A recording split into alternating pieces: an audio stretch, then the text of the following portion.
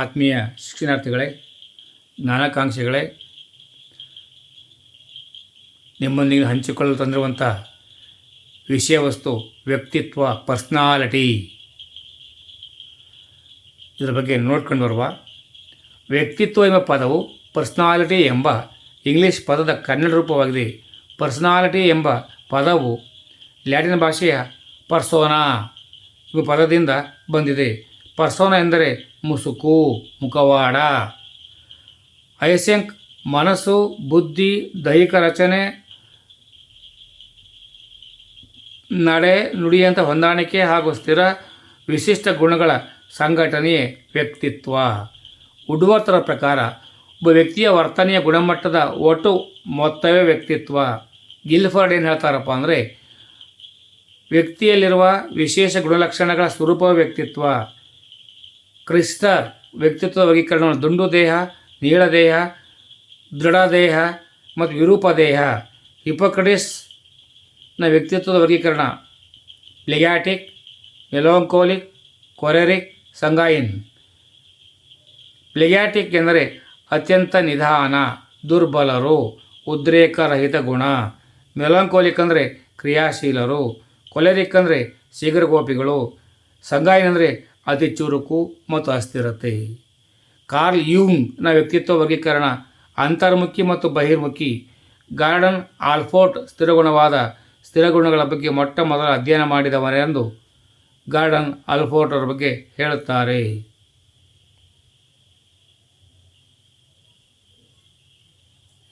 ಹುಟ್ಟಿನಿಂದ ವ್ಯಕ್ತಿಯಲ್ಲಿ ಬೆಳೆದು ಬಂದ ಗುಣಗಳು ಯಾವ ಪ್ರಭಾವಗಳಿಂದಲೂ ಮೂಲ ಗುಣ ಸ್ವಭಾವಗಳಲ್ಲಿ ಬದಲಾವಣೆ ಅಥವಾ ಸುಧಾರಣೆ ಆಗದೆ ಮೂಲ ಸ್ವರೂಪವನ್ನು ಉಳಿಸಿಕೊಂಡು ಬಂದಲ್ಲಿ ಅಂಥವುಗಳನ್ನು ಸ್ಥಿರಗುಣಗಳು ಎನ್ನಬಹುದು. ಹಾನ್ಸ್ ಐಸೆಂಕ್ ರವರ ಪ್ರಕಾರ ವ್ಯಕ್ತಿತ್ವ ಸ್ಥಿರಗುಣವಾದ ಅಂತರ್ಮುಖಿಗಳು, ಬಹಿರ್ಮುಖಿಗಳು ಮೊನೋಬೆನೆಯುಳ್ಳವರು. ಸಿಗ್ಮಂಡ್ ಫ್ರಾಯ್ಡ್ ಅವರ ಪ್ರಕಾರ ಮನೋವಿಶ್ಲೇಷಣಾ ಸಿದ್ಧಾಂತ ಪ್ರತಿಪಾದಕರು ಎನ್ನಲಾಗಿದೆ. ಸಿಗ್ಮಂಡ್ ಫ್ರಾಯ್ಡ್ ಅವರ ಪ್ರಕಾರ ವ್ಯಕ್ತಿತ್ವದ ಘಟಕಗಳು 4 ನೋಡ್ತೇವೆ: ಈದ್, ಈಗೋ, ಸೂಪರ್ ಈಗೋ. ಒಟ್ಟಾರೆ ಈದ್ ಸುಖ ಬಯಸಿದರೆ ಈಗೋ ನೈತಿಕತೆಯನ್ನು ಪರೀಕ್ಷಿಸುತ್ತದೆ, ಹಾಗೂ ಸೂಪರ್ ಈಗೋ ಪರಿಪೂರ್ಣತೆಯನ್ನು ಸಾಧಿಸುತ್ತದೆ. ಈದ್ ಅಂದರೆ ಇದು ವೈಯಕ್ತಿಕ ಮತ್ತು ವ್ಯಕ್ತಿನಿಷ್ಠವಾಗಿದ್ದು ನೈಜತೆಯನ್ನು ಹೊಂದುವ ಸುಖಾಪೇಕ್ಷೆ, ಸಂತೋಷದ ತತ್ವದ ಆಧಾರದ ಮೇಲೆ ಕ್ರಿಯಾಶೀಲವಾಗಿರುವ ಈದ್. ಈಗೋ ಅಂದರೆ ಅಹಂ, ಇದು ಎರಡನೇ ವ್ಯವಸ್ಥೆಯಾಗಿದ್ದು ಸಾಮಾಜಿಕ ಸ್ವರೂಪವನ್ನು ಹೊಂದಿದೆ. ಅವಿವೇಕತನದಿಂದ ವರ್ತಿಸುವ ಈದ್ಗೆ ಬುದ್ಧಿ ಹೇಳಿ ಈದನ ಬಯಕೆ ಈಡೇರಿಸುವಲ್ಲಿ ಸಹಾಯ ಮಾಡುತ್ತದೆ. ಸೂಪರ್ ಈಗೋ ಅಂದರೆ ಅತ್ಯಂತ ಹೆಚ್ಚಿನ ಅಹಂ, ಇದು ಉತ್ತಮ ವ್ಯಕ್ತಿತ್ವ ನಿರ್ಮಾಣದ ಅತಿ ಮಹತ್ವದ ವ್ಯವಸ್ಥೆಯಾಗಿದೆ. ಈದ್ ಮತ್ತು ಈಗೋ ಸೂಕ್ಷ್ಮದರ್ಶನ ಮಾಡಿ ನಿಯಂತ್ರಿಸುತ್ತದೆ. ಒಟ್ಟಾರೆ ಈದ್ ಸುಖ ಬಯಸಿದರೆ ಈಗೋ ನೈತಿಕತೆಯನ್ನು ಪರೀಕ್ಷಿಸುತ್ತದೆ, ಹಾಗೂ ಸೂಪರ್ ಈಗೋ ಪರಿಪೂರ್ಣತೆಯನ್ನು ಪರೀಕ್ಷಿಸುತ್ತದೆ. ವ್ಯಕ್ತಿತ್ವದ ಮಾಪನಗಳು ವ್ಯಕ್ತಿತ್ವ ವಿಧಾನ, ವಸ್ತುನಿಷ್ಠ ವಿಧಾನ ಮತ್ತು ಪ್ರಕ್ಷೇಪಣ ವಿಧಾನ ಎಂಬ 3 ವಿಧಗಳಿವೆ.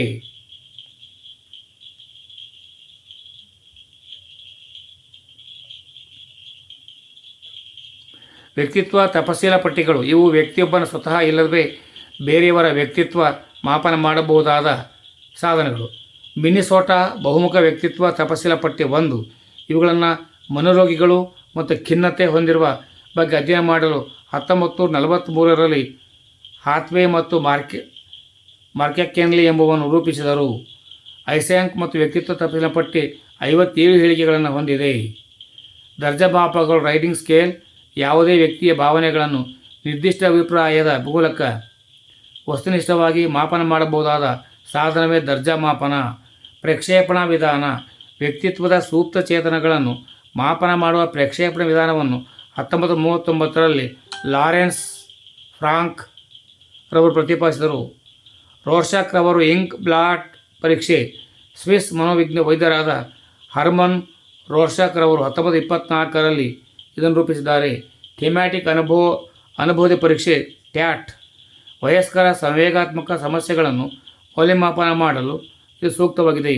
ಇದನ್ನು ಹಾರ್ವರ್ಡ್ ವಿಶ್ವವಿದ್ಯಾನಿಲಯದ ಪ್ರೊಫೆಸರ್ ಆಗಿದ್ದ ಹೆನ್ರಿ ಮುರ್ರೆ ಮತ್ತು ಕ್ರಿಸ್ಟಿನಾ ಮಾರ್ಗನ್ 1938ರಲ್ಲಿ ರೂಪಿಸಿದ್ದಾರೆ. ದ್ವಂದ್ವ ಅಥವಾ ಘರ್ಷಣೆಗಳು ಆಗಮ ದ್ವಂದ್ವ ವ್ಯಕ್ತಿಗೂ ಎರಡೂ ಬೇಕು, ಅಂದರೆ ಒಂದನ್ನು ಆಯ್ಕೆ ಮಾಡಿಕೊಳ್ಳಬೇಕು. ಉದಾಹರಣೆ, ಪ್ರೀತಿಸಿದ ಹುಡುಗಿ ಮತ್ತು ಹೆತ್ತ ತಂದೆ ತಾಯಿ.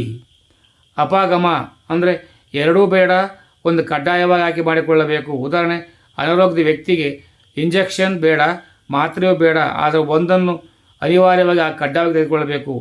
ಆಗಮ ಅಪಾಗಮ ದ್ವಂದ್ವ, ಒಂದು ಬೇಕು ಮತ್ತೊಂದು ಬೇಡ, ಅವರು ಎರಡನ್ನೂ ಆಯ್ಕೆ ಮಾಡಿಕೊಳ್ಳಬೇಕು. ಉದಾಹರಣೆ, ಅಧಿಕಾರಿಗೆ ಲಂಚ ತೆಗೆದುಕೊಳ್ಳಲು ಇಷ್ಟ, ಆದರೆ ಸಿಕ್ಕಿಬಿದ್ದರೆ ಅನ್ನುವ ಭಯ. ಆಗಮ ಎರಡು ಗುರಿ ಅಥವಾ ಆಯ್ಕೆಗಳನ್ನು, ಒಂದು ಬೇಕು ಇನ್ನೊಂದು ಬೇಡ, ಎರಡೂ ಅಂಶಗಳು ಒಂದರಲ್ಲಿರ್ತವೆ. ಉದಾಹರಣೆ, ಮದುವೆಯಾಗಿ ಅಮೆರಿಕೆಗೆ ಹೋಗಲು ಇಷ್ಟ, ಆದರೆ ಹೆತ್ತ ತಂದೆ ತಾಯಿಯ ಕುಟುಂಬದ ಎಲ್ಲರನ್ನು ಬಿಟ್ಟು ಹೋಗಬೇಕು.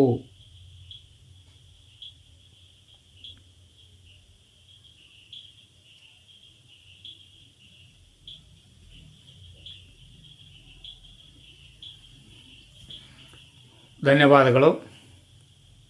ನೀವು ಲೈಕ್ ಮಾಡಿ, ನಿಮ್ಮ ಗೆಳೆಯರಿಗೆ ಶೇರ್ ಮಾಡಿ, ಯಾರು ಸಬ್ಸ್ಕ್ರೈಬ್ ಮಾಡಿಕೊಂಡಿಲ್ಲ ಸಬ್ಸ್ಕ್ರೈಬ್ ಮಾಡಿ, ನನ್ನ ಧ್ವನಿಗೆ ಬೆಂಬಲವನ್ನು ನೀಡಿ.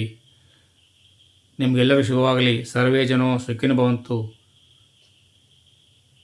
ಸರ್ವರಿಗೂ ಶುಭವಾಗಲಿ. ಜೈ ಹಿಂದ್, ಜೈ ಕರ್ನಾಟಕ, ಜೈ ಭಾರತ್ ಮಾತೆ, ಜೈ ಭುವನೇಶ್ವರಿ.